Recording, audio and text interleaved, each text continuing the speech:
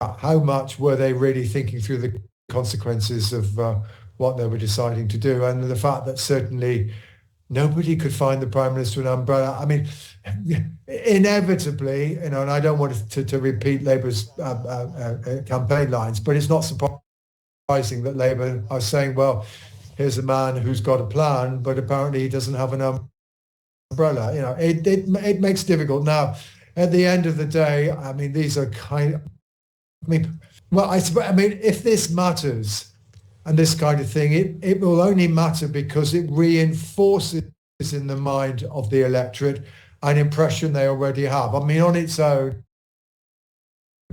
getting rain-soaked in Downing Street is not going to determine the result of the election. Sure, Sir John, but I would say, I mean, those moments outside Downing Street with the lectern and with the famous number 10 in the black door, they don't happen very often, and so they go down in history. They have a long tail, and to have those words drowned out by Steve Bray and things can only get better, I mean, it doesn't look good, does it? And as you say, it sums up a government really kind of running out of road. Well, if indeed that is the electorate's perception, that this is a government that's running out of road, a government whose competence they doubt, then sure, this provides a visual image that helps to reinforce that impression. But I think visual images work when they are consistent with an existing impression that people have, and then it becomes a visual image that conveys what they've already been thinking. So it's something that will help to, for some people, reinforce their view of the Prime Minister. Okay, let's shift gear a little. Let's pivot, Sir John, and talk about you as a person. Now, what does this announcement mean for your own plans? I mean, I bumped into you once or twice. I think it was at the RSA.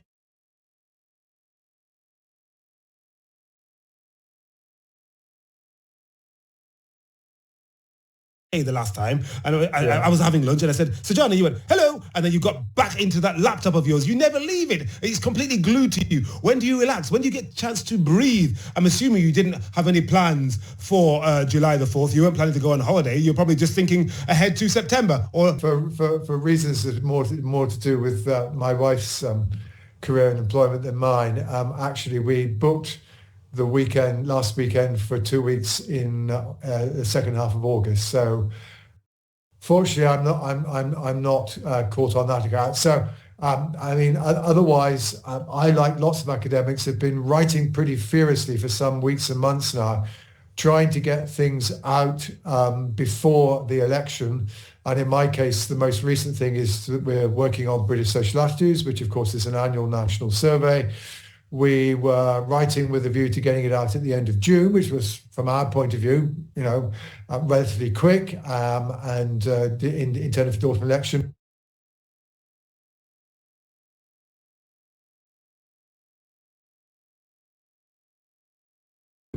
One of my jobs this weekend is now to very, very rapidly finish off a couple of chapters so that we can get it out in the middle of June rather than towards the end. So that's the most immediate impact.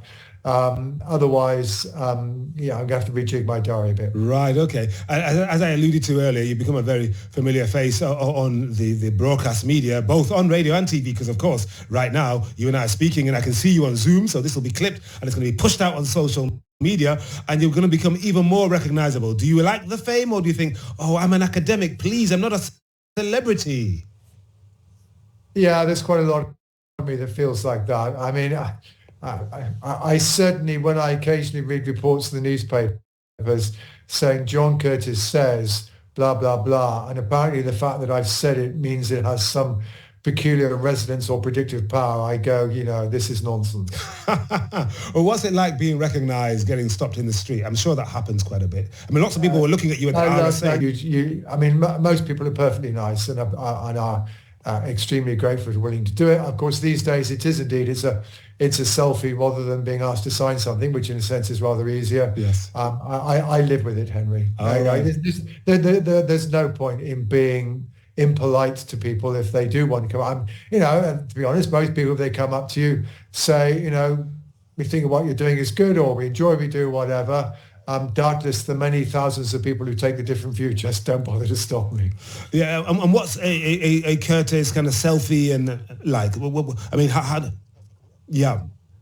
But something that I want to ask you, okay, is turned you on to politics. I think you grew up in the West Country, didn't you? I did. I was born and brought up in Cornwall. Short answer, don't know, Henry. All I can tell you is that my first memory is the death of Hugh Gaitskell in 1963 and following the subsequent Labour leadership contest that Howard Wilson, of course, won. I then remember the 1964 election when, of course, the polls closed at 9 o'clock rather than 10 o'clock and being allowed by my parents at least to watch the first hour or so of election night television. But don't ask me where the original spark came from. Okay, but it's a spark that burnt long and indeed furiously. Let's talk about some substance again, because Sure. there are some quite important ways that this election will be different from the last one. Let's talk about boundary changes and voter ID as well, because some activists and campaigners were very concerned about the impact it might have on the recently concluded local elections. Given what happened there, what do you think could happen at this more substantial election? Well, let's take the boundary review first. The boundary review is not particularly important. It is true that if you take the electoral geography bequeathed by 2019, it makes Labour's job of winning an overall majority, which is already a very, very difficult one on the 2019 electoral geography, requiring about a 12% lead. It increases that figure to between about 13 and 14%. But it's less dramatic than some previous boundary reviews for two reasons. One is that in recent years, some of the more traditional patterns of population movement in the UK, which tended to be out of inner cities which are kind of Labour constituencies, into suburban and rural Britain, which is more conservative. That pattern to some degree has been reversed. London in particular has been gaining population. It actually gains a parliamentary constituency at this boundary review. And London, of course, has now become a very predominantly a Labour city. Secondly, when the Conservatives won a number of red wall seats, so-called, they tended to be electorates with relatively small constituencies. And as a result, some of these constituencies have been gobbled up, enlarged or disappeared. In North West Durham, for example, the seat of the Tory party chairman, Richard Holden, is divided four ways. And that's also meant, by the way, that the one big effect, which is the reduction in seats in Wales from 40 to 32, is probably also going to affect the Conservatives more than Labour, because the Conservative seats that they won in North East Wales last time are particularly marginal. So that's not proven to be as big a deal as actually it would have been if the boundary review had gone through originally as it should have done before the 2015 election. Yeah. Before you continue, you do wonder whether it might help or hinder smaller parties. The Greens for quite some time with Sarah Lucas. She's stepping down. And then you've got Bristol Central, Carla Denyer standing for the Greens there. Might this boundary change? Well, certainly Bristol Central in the local elections, the Greens were well ahead. And they, of course, are now by far and away the largest party on Bristol Council. But, of course, in a sense, that's just that the boundary review has perhaps helped them to carve out a bit of Bristol where they're particularly strong. Of course, the problem in Brighton is A, Caroline Lucas is standing down, and B, the local government backdrop for the Greens is not so propitious, because having had some responsibility for running Brighton Council, that has sometimes proven to be somewhat politically costly for them. The Liberal Democrats, boundary reviews are never a good idea because they're very, very dependent on their MPs' personal vote in their particular constituencies.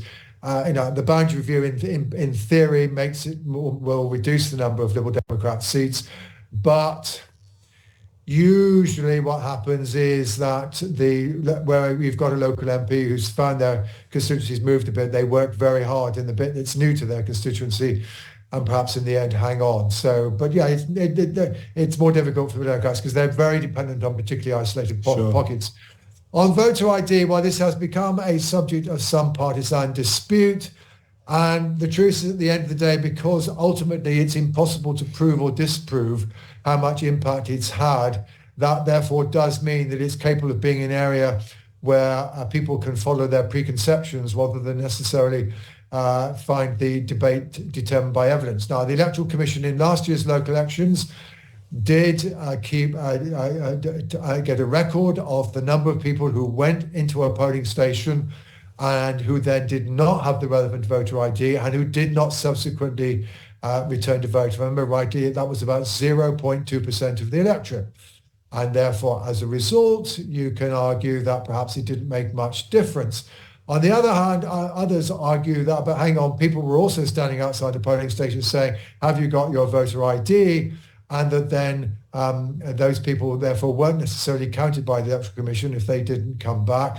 And then others say, oh, hang on, the problem is that because people knew there was going to be voter ID and they didn't have it, they didn't bother to go to the polling station in the first place. All one can say is that last year turnout was down, a couple of points on what it was the previous year. This year, it's pretty much the same as to what it was last year. It's very, very difficult to prove what impact it has had. I mean, I think the unfortunate thing about voter ID is that the way in which it's been introduced is that it seemed to make it easier for older people to meet the voter ID requirements than it was for younger people, essentially because younger people's travel passes didn't count.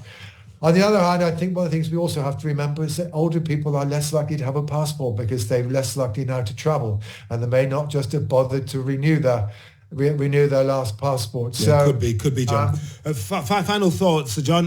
What are you looking forward to most during the next 5.5 weeks, in a nutshell?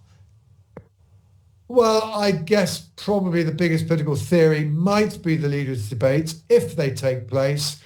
But the history of leaders' debates is of constant calls by whichever party is behind, which in this case is the Conservatives, and often a lot of swerving and manoeuvring by the party that's ahead to try to avoid them. Well, we'll wait and see what happens this time.